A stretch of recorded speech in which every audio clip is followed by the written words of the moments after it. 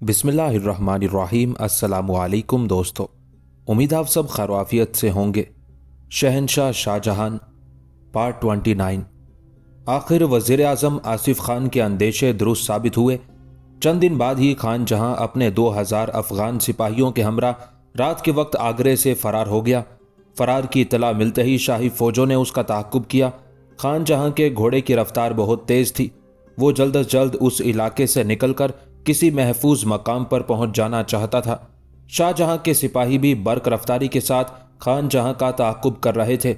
अंजाम कार शाही फौजों ने दरियाए चंबल के करीब मफरूर सिपाहियों को जा लिया।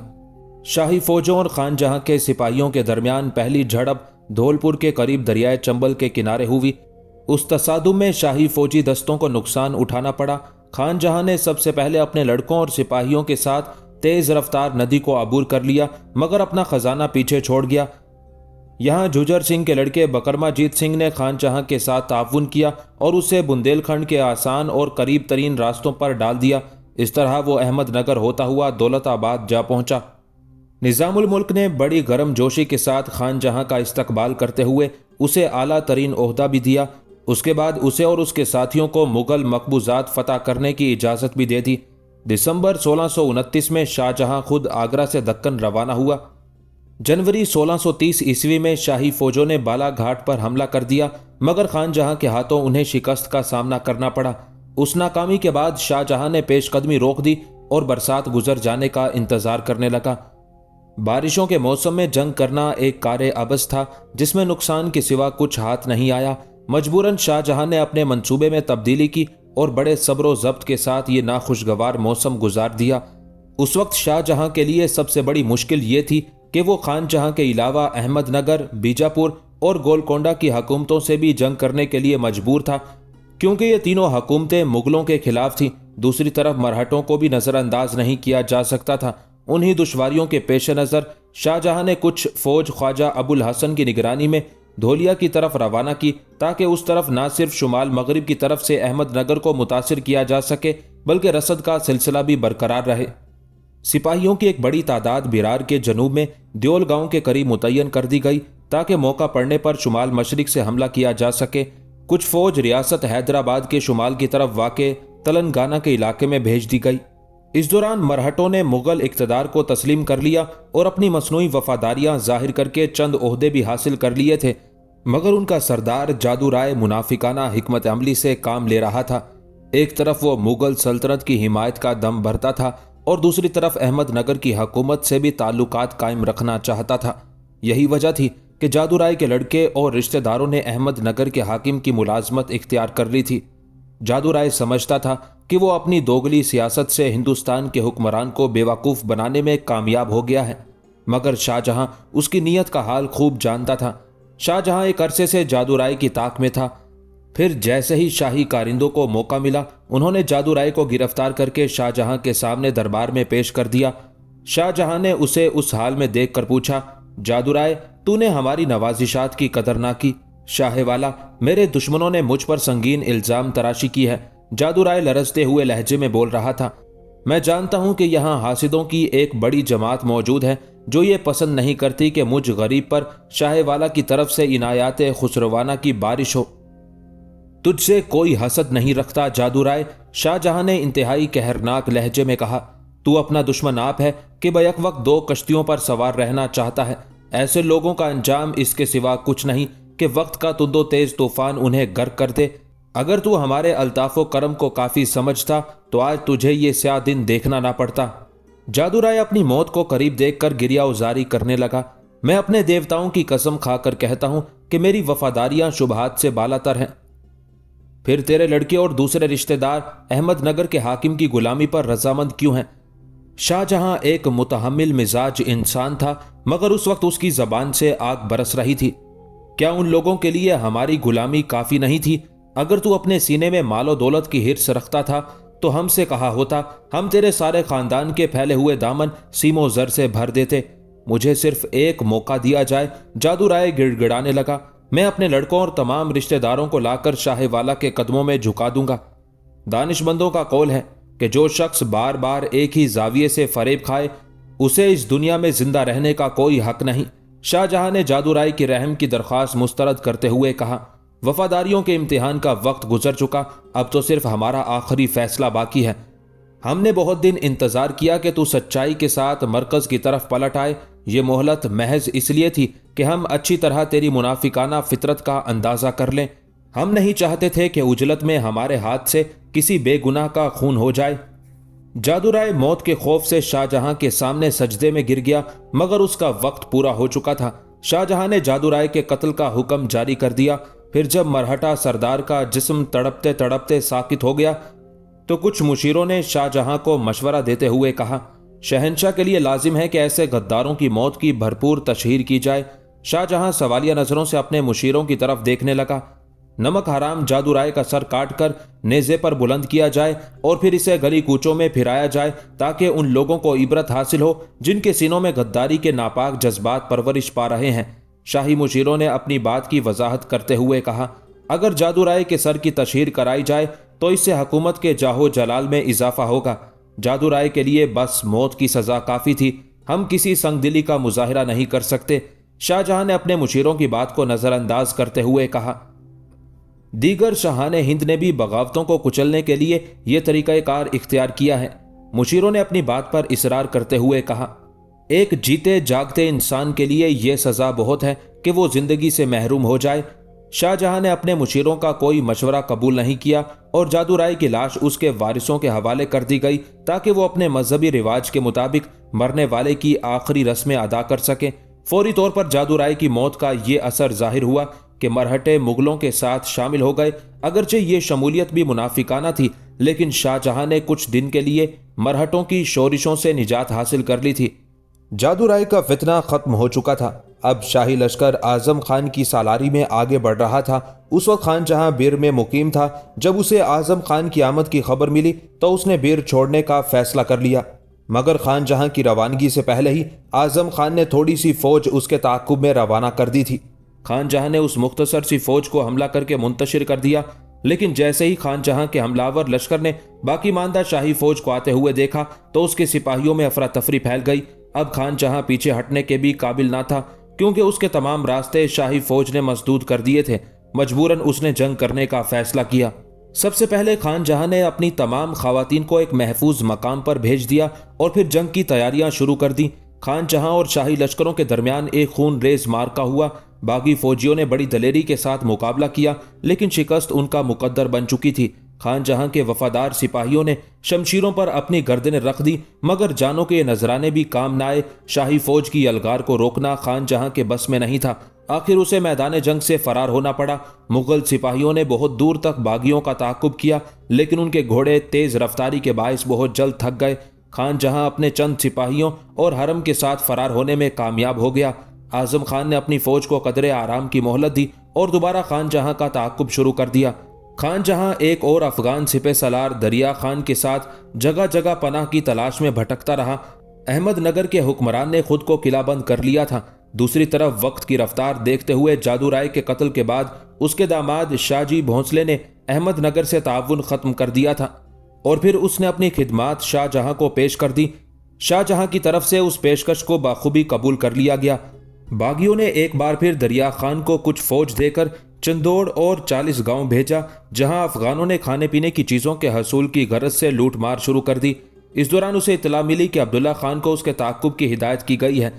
اعظم خان نے احمد نگر کے قلعے کا محاصرہ ضروری نہ سمجھا، بلکہ اس کی جگہ باغیوں کے ایک اور اتحادی مقرب خان کی فوجوں پر حملہ کرنے کا ارادہ کر لیا۔ مقرب خان اس وقت بالا گھاٹ کے شمال میں تھا۔ جیسے ہی شاہی افواج وہاں پہنچی، احمد نگر کی فوجیں بیر کی طرف پسپا ہو گئیں۔ پھر جب اعظم خان نے ان کا تعاقب شروع کیا تو وہ دولت آباد کی طرف فرار ہو گئی، لیکن وہاں بھی انہیں اشیاء خرد و نوش کی کمی کے باعث سکون نصیب نہ ہو سکا۔ اس دوران اعظم خان نے شاہ جی بھونسلے کو احمد نگر کے مغربی اور شمالی علاقوں پر قبضہ کرنے کے لیے روانہ کر دیا۔ احمد نگر کے حکمران نے ضروریات زندگی کی نایابی اور خود کو دشمنوں میں گھرا ہوا پا کر خان جہاں کی مدد سے ہاتھ روک لیا۔ اس کے بعد خان جہاں اور دریا خان مالوا کے راستے پنجاب میں داخل ہونے کی کوشش کرنے لگے۔ यहाँ سے انہیں سرحد کے افغانوں کی حمایت حاصل ہونے کی امید تھی۔ شاہ جہاں اس وقت برہانپور میں مقیم تھا۔ اس نے ان دونوں کا تعاقب کرنے کے لیے فوری طور پر نئے احکام جاری کر دیے۔ اس کے نتیجے میں خان جہاں اور دریا خان کو قدم قدم پر شاہی فوجوں سے مقابلہ کرنا پڑا۔ مجبوراً ان دونوں نے ایک بار پھر بندیل کھنڈ میں پناہ حاصل کرنے کی کوشش کی، لیکن بکرما جیت سنگھ کو اپنے باپ ججر سنگھ کا انجام یاد تھا۔ شاہی اعتاب سے بچنے کے لیے بکرما جیت سنگھ نے باغیوں پر حملہ کر کے دریا خان اور اس کے بیٹے کو ہلاک کر دیا۔ خان جہاں ایک بار پھر بچ نکلا، لیکن اس کے کچھ دن بعد ہی سہوندا کے مقام پر شاہی فوجوں اور باغیوں کے درمیان ایک خوفناک جھڑپ ہوئی۔ اس خونریز مارکے میں خان جہاں مارا گیا۔ جب شاہ جہاں کو یہ خبر ملی تو اس نے بے پناہ خوشی کا اظہار کیا۔ ان طویل مارکہ آرائیوں میں حکومت کے بہت سے باغی موت کی خوراک بن گئے تھے۔ شاہ جہاں نے سکون کی سانس لی، مگر ایک اور المناک خبر اس کا انتظار کر رہی تھی۔ شہزادہ اورنگ زیب نے مبارک شاہ قلندر کی شخصیت کا خاصا اثر قبول کیا تھا۔ وہ اکثر مبارک شاہ کی خدمت میں حاضر ہوتا اور گھنٹوں قلندر کی باتیں سنا کرتا۔ یہ بات بڑی حیرت ناک تھی کہ مبارک شاہ کسی شخص سے گفتگو نہیں کرتا تھا۔ اگر کبھی اسے کچھ کہنے کی ضرورت محسوس ہوتی تو بہت مختصر الفاظ میں بات کرتا، ورنہ عام طور پر خاموش ہی رہتا۔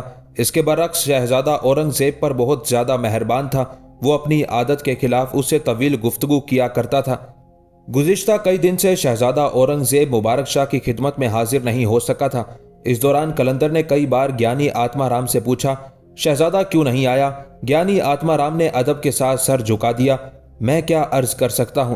قلندر کچھ دیر تک گیانی کی طرف دیکھتا رہا اور پھر بڑے عجیب لہجے میں کہنے لگا، آج شہزادے کو آنا ہی چاہیے۔ اسے خبر نہیں کہ مجھے کتنے کام ہیں، میں زیادہ انتظار نہیں کر سکتا۔ آتما رام نے آج سے پہلے قلندر کو اتنا بے چین نہیں دیکھا تھا۔ تو پھر کیا میں خود شہزادے کی خدمت میں چلا جاؤں؟ گیانی نے گھبرا کر کہا۔ ہاں، یہی بہتر ہوگا آتما رام، مبارک شاہ قلندر نے پرجوش لہجے میں کہا۔ کون جانے شاہی محل میں شہزادے کو کتنی مصروفیات ہوں، اس صورت میں یہی مناسب رہے گا کہ تم خود چلے جاؤ۔ آتما رام فوراً ہی اٹھ کھڑا ہوا اور جھونپڑی سے نکل کر شاہی محل کی طرف روانہ ہو گیا۔ گیانی آگرے کی ایک مشہور شخصیت تھا۔ اسلام لانے کے بعد اس کی شہرت میں مزید اضافہ ہو گیا تھا اور لوگ اس کی بہت زیادہ عزت کرنے لگے تھے۔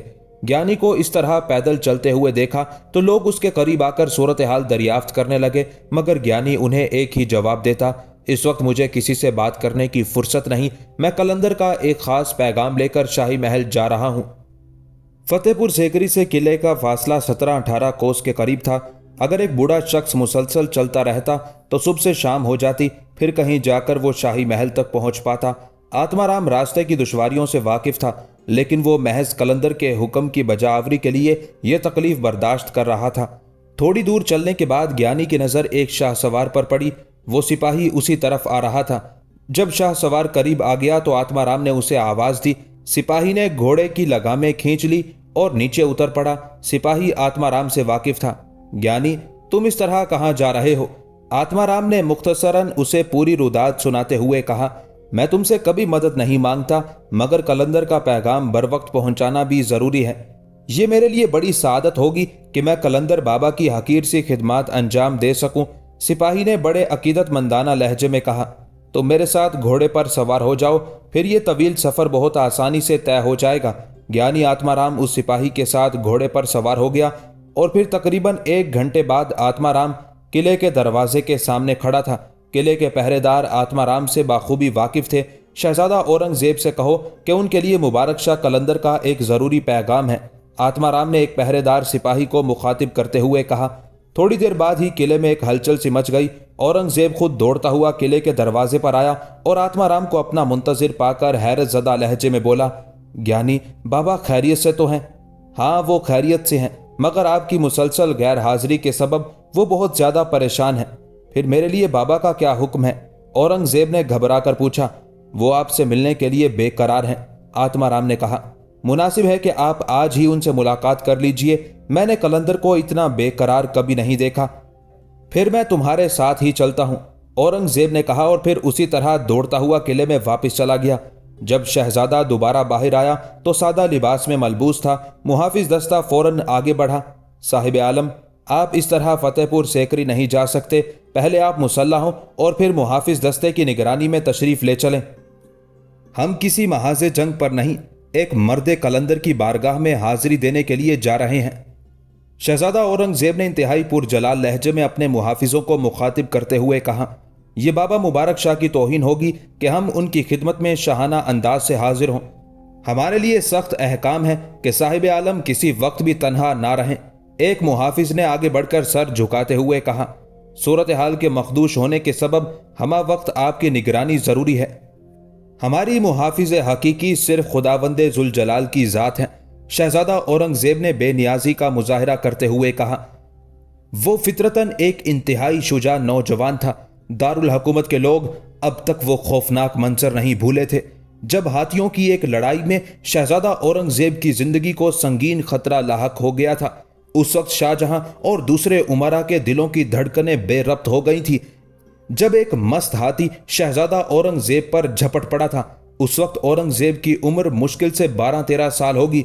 देखने वालों का ख्याल था कि चंद लम्हों में वो बिगड़ा हुआ मस्त हाथी औरंगजेब को कुचल कर रख देगा। अक्सर लोगों ने तो शिद्दत खौफ से अपनी आंखें भी बंद कर ली थी, मगर अचानक सूरत हाल बदल गई। औरंगजेब मौत से घबराकर भागने की बजाय पूरे होशो हवास और इस्तेकामत के साथ अपनी जगह खड़ा रहा।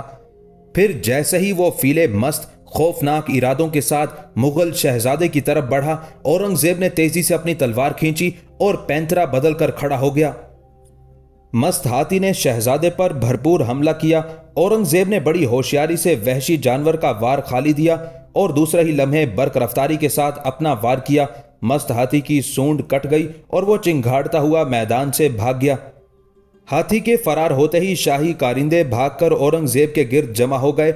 शाहजहां ने अपने बेटे की बहादुरी से मुतासिर होकर गरीबों और मोहताजों में खैरात तकसीम की। आज उसी औरंगजेब को शाही मुहाफिज समझा रहे थे कि फतेहपुर सीकरी तनहा ना जाए, मगर मुगल शहजादे ने उन्हें सख्ती से झिड़क दिया था और आत्माराम को अपने घोड़े पर बिठाकर फतेहपुर सीकरी की तरफ रवाना हो गया था। जब औरंगजेब हजरत शेख सलीम चिश्ती रहमतुल्लाह अलैह के मज़ार के करीब पहुंचा तो मुबारक शाह कलंदर बड़ी बेकरारी के साथ अपनी झोंपड़ी के दरवाजे पर टहल रहा था। शहजादे, तुम आ गए, मुबारक शाह कलंदर ने बड़े मुस्तरिब लहजे में कहा। औरंगजेब घोड़े से उतरकर कलंदर के करीब आया। मुबारक शाह ने बेइख्तियार होकर औरंगजेब के दोनों हाथ अपने हाथों में ले लिए और फिर उसी तरह उसे अपने साथ लिए हुए झोंपड़ी के अंदर चला गया। आत्माराम कलंदर के एहतराम के पेश नज़र बाहर ही ठहर गया। वो समझ गया था कि मुबारक शाह मुगल शहजादे से कोई अहम बात करना चाहता है। कलंदर ने अपने कंधे पर पड़ी हुई चादर उतारी और सामने बिछी हुई चट्टाई पर डाल दी। बैठ जाओ शहजादे, मुबारक शाह ने एक हाथ से चट्टाई की तरफ इशारा करते हुए कहा। शहजादा औरंगजेब ने बहुत गौर से चट्टाई की तरफ देखा। इससे पहले वो जब भी आता था खाली चट्टाई पर बैठता था, मगर आज कलंदर ने रिवायत बदल डाली थी और खिलाफे मामूल अपनी ओढ़ने वाली चादर चट्टाई पर बिछा दी थी। मुबारक शाह ने आज तक किसी शख्स के सामने इस मोहब्बत और वाबस्तगी का मुजाहरा नहीं किया था। औरंगजेब चंद लम्हों तक चादर को देखता रहा और फिर आगे बढ़कर उसे उठा लिया। बाबा, मैं इस चादर पर बैठने की गुस्ताखी नहीं कर सकता जो आपके बदन की जीनत है। औरंगजेब ने कलंदर की तरफ देखते हुए कहा। मैं तुम्हें खुशी से इजाजत देता हूं, मुबारक शाह ने मुस्कुराते हुए कहा। वो आपकी मोहब्बत है कि इस तरह मेरा इस्तकबाल किया और ये मेरी अकीदत है कि मैं इसे अपने सर पर सजाऊं। यह कहकर औरंगजेब ने मुबारक शाह की चादर को अपने सर से लपेट लिया। कलंदर के चेहरे पर खुशी का एक अजीब सा रंग उभर आया। आला ज़र्फ हो कि फ़कीर की इज्जत की और खुशनसीब हो कि दरवेश का भरम रखा। मुबारक शाह बड़े असर अंगेज लहजे में बोल रहा था। दोनों जहां में सआदत पाओगे, बैठ जाओ, पहले आप तशरीफ रखें, औरंगजेब ने मुअद्दबाना लहजे में कहा। कलंदर के होठों की मुस्कुराहट कुछ और गहरी हो गई। शहजादे, तुमने इस फकीर को मायूस नहीं किया। यह कहकर मुबारक शाह अपने मुसल्ले पर बैठ गया। आपने मुझे क्यों याद किया है बाबा? औरंगजेब परेशान सा नजर आ रहा था। मैं यहां से जा रहा हूं शहजादे, मुबारक शाह ने एक एक लफ्ज पर जोर देते हुए कहा। इसलिए वक्त रुखसत चाहता था कि तुम्हें जी भर के देख लूं। आप कहां जा रहे हैं? औरंगजेब ने घबरा कर कहा। यहां से बहुत दूर, कलंदर ने मुख्तसर जवाब दिया। क्या हिंदुस्तानी ममलुकत की सरहदों से भी दूर? औरंगजेब ने पूछा। हाँ, इस आपकी जमीन से अलग, आसमान से दूर। कलंदर ने इस तरह कहा कि उसकी आवाज में कोई खास तासुर नहीं था। औरंगजेब की परेशानी कुछ और बढ़ गई। मुबारक शाह कलंदर वाज़े तौर पर सफरे आखिरत की तरफ इशारा कर रहा था, मगर ज़ाहिरी एतबार से यह बात बहुत मुश्किल नजर आ रही थी। क्योंकि कलंदर पूरी तरह तंदुरुस्त था और किसी बीमारी की कोई अलामत नुमाया नहीं थी। बाबा, आप अभी किस तरह जा सकते हैं? क्या सरजमीने हिंद को वैरान कर जाएंगे? यकायक औरंगजेब के लहजे से गहरी उदासी झलकने लगी थी। किसी शख्स के चले जाने से खुदा की जमीन मकबरा नहीं बन जाती। कलंदर ने बुलंद आवाज में कहा, यह दिल फरेब और ईमान शिकन रौनकें उस वक्त तक बरकरार रहेंगी जब तक कि खुदावंदे जुल जलाल की अदालत आलिया कायम नहीं हो जाएगी। वो अदालत जहां एक एक जर्रे का हिसाब लिया जाएगा, जहां बहुत से मजदूर शहंशाह बन जाएंगे और शहंशाह गदागर ठहरेंगे, जहां फानूस और किंदील वालों का मुकद्दर कभी ना खत्म होने वाला अंधेरा होगा और अंधेरों में रहने वाले नूरे लाजवाल से फैज़याब होंगे, जहां सारी नाहमवारियां खत्म कर दी जाएंगी और नेक आमाल के सिवा किसी के कुछ काम नहीं आएगा। मुबारक शाह कलंदर का लहजा इस कदर पुरजलाल था कि औरंगजेब कांपने लगा। शहजादे, मैंने तुम्हें इसीलिए बुलाया है कि आखिरी बार कुछ नसीहतें कर सकूं। मुबारक शाह ने औरंगजेब को मुखातिब करते हुए कहा, तुम्हारे बाप शाहजहां ने मेरी बहुत इज्जत की है, इसलिए मैं उसके हक में दुआएं करता रहता हूं। मुझे खुशी है कि उसने मेरी जिंदगी में अपने दरबार से काफिराना रस्म खत्म की और इंसानों को इंसान समझा, मगर अभी उसके रास्ते में बहुत सी दुश्वारियां हैं और उन दुश्वारियों को तुम खत्म करोगे। ये भारी पत्थर और जहरीले कांटे तुम जैसे इंसान के मुंतजिर हैं। जब खुदा तुम्हें इख्तियार दे तो किसी पत्थर और किसी कांटे को रास्ते में ना छोड़ देना, चाहे तुम्हारे हाथ ही जख्मी क्यों ना हो जाएं। तुम्हें इन राहों को साफ करना ही होगा। मैं किस तरह करूंगा बाबा? औरंगजेब ने हैरान होकर पूछा। इख्तियार मेरे बड़े भाइयों को मिलेगा, फिर इस सल्तनत में मेरी क्या हैसियत होगी? ये तो खुदा ही बेहतर जानता है कि इख्तियार किसे हासिल होगा। कलंदर ने बहुत आहिस्ता लहजे में कहा, मैंने मशरूत बात कही है। अगर खुदा तुझे इख्तियार दे दे तो होशो हवास में रहना और अल्लाह के बंदों को मायूस ना करना। तेरी ख्वाहिशों से दुनिया का निज़ाम नहीं बदलेगा, मगर कोशिश करना इंसानी फर्ज है। अगर उस फर्ज से चश्म पोशी की तो हलाक हो जाएगा। मौत तो उन शहंशाहों को भी खा गई है जो 4 घड़ी के लिए खुदा बन बैठे थे। तू भी एक दिन मर जाएगा, मगर उन्हें दूसरी मौत नहीं आएगी जो खुदा के बंदों के हकूक अदा करते रहे। शहजादा औरंगजेब पर लर्जा तारी था और आंखें भीग चुकी थी। फानी चीजों के लिए आंसू नहीं बहाते। कलंदर ने औरंगजेब को तसल्ली देते हुए कहा, अपने दिल को खुदा की याद से आबाद कर और आंखों को उस दिन के खौफ से अश्क रेज कर जब तमाम नस्ल आदम अपने पैदा करने वाले के सामने सर झुकाए खड़ी होगी। ये कहकर मुबारक शाह चंद लम्हों के लिए खामोश हो गया। औरंगजेब की आंखों से मुसलसल आंसू बह रहे थे। और जब मैं दुनिया से चला जाऊं तो मेरी कब्र को बेनिशान रहने देना, कलंदर ने औरंगजेब को हिदायत करते हुए कहा। मुमकिन है कुछ लोग मरने के बाद मेरी जात को तमाशा बनाने की कोशिश करें, मगर तू उन्हें सख्ती से रोक देना। मैं नहीं चाहता कि मेरी कब्र को कीमती पत्थरों से आरास्ता करके मकबरा बना दिया जाए। इसी झोंपड़ी के एक गोशे में मुझे दफन कर देना ताकि अपने शाह के कदमों में पड़ा रहूं। मुबारक शाह ने हजरत शेख सलीम चिश्ती रहमतुल्लाह अलैह के मज़ार की तरफ इशारा करते हुए कहा, ऐसा ही होगा बाबा। शिद्दत गम से औरंगजेब की आवाज लरस रही थी। बस अब तुम जाओ शहजादे, यह कहकर मुबारक शाह खड़ा हो गया। खबरदार, मेरे इस सफर के बारे में किसी से कुछ ना कहना।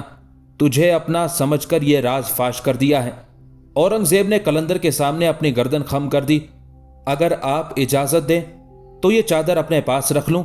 औरंगजेब ने चादर को सर से खोलते हुए कहा, आपकी इस निशानी को मैं अपने लिए सादत समझूंगा। एक फानी की निशानी ही क्या?